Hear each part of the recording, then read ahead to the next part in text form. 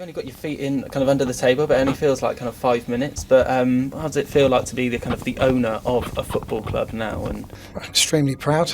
As I'd said on numerous occasions, it was a surreal moment. It didn't really hit me till Saturday morning when we came here. But collectively, the effort that's gone in with everybody behind the scenes, not just the four lads that are standing in front. We have got people behind us that are supporting the model and how we believe we can take Swindon Town forward.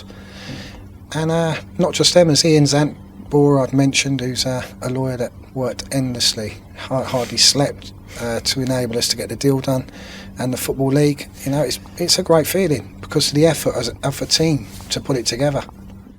Well, we're quite realistic with everything we do. We like to take one hurdle at a time. We're not going to get carried away and start promising everyone the world and we're going to build this grand stadium and that. We've got to address issues current and sort out where we are today and then let tomorrow happen tomorrow. But we have got a view to take the club forward, obviously. We want to get promotion first. That's full out on that.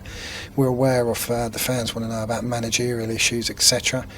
But I've stated quite clearly that, you know, I want to stay loyal to the players and their wishes, and with Darren and Tommy, you know, we'll meet them Wednesday morning and go through how they feel, because it's energy sapping for everybody with everything that's happening, and they don't want to harm the club in any way. They want to take it forward, and I can't tell you how proud I am from such a short space of time to see people as pumped and full of energy to win. The will and the desire to play for this club's tremendous. I call it the ready brick glow.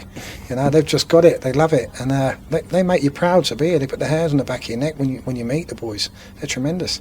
I understand I'll probably ask though, a Luton fan, but I suppose in many respects quite similar size clubs, and you know, I suppose you can kind of maybe relate to that, and that's helped to the transition. Yeah, absolutely. I can relate Swindon to Luton in certain ways, and Swindon fans will probably hate me for saying that.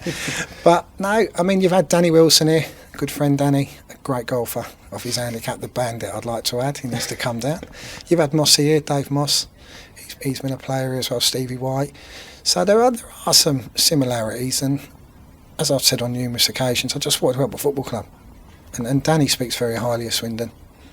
And I've got to be honest, everything he had mentioned previously is come true. You know, the passion here is massive, and it's like a family. It is a family.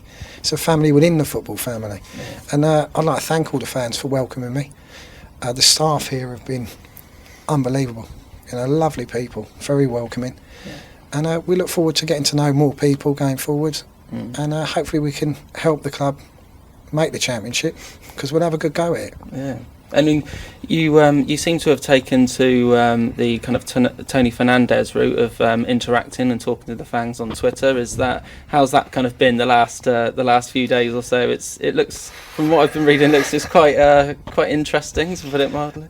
Yeah, very. I mean, they've taken over my Twitter page, haven't they? You know, I turn it on and I'm swamped. I'm like, but I'm a football fan, and I appreciate where they're coming from. I really do. I just overwhelmed again by them. You know, 1 minute I'm quite happy with 350 people I might know in my world, and the next thing there's over 2,000 of them. But I've got to be honest, they've been great. I mean, the cheese question, I'm not getting it, Dean, I'm not getting the cheese question. I did answer it with cheddar cheese. I don't know how well that's gone down, but maybe someone will tell me what that's about soon.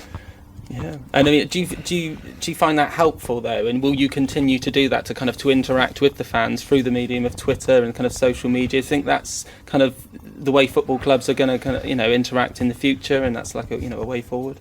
I don't know what everyone else's view is, to be honest.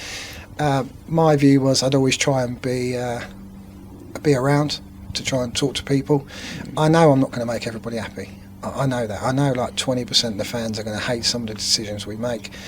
But, and I understand that as a football fan, but all I would ask them to do is respect the fact that we've come here to help the club. Respect the fact that we're trying to be interactive with everybody. And I listen to anybody. You know, I'll sit with anybody and go through their views and their passion of this club, as long as it's done the right way. Yeah.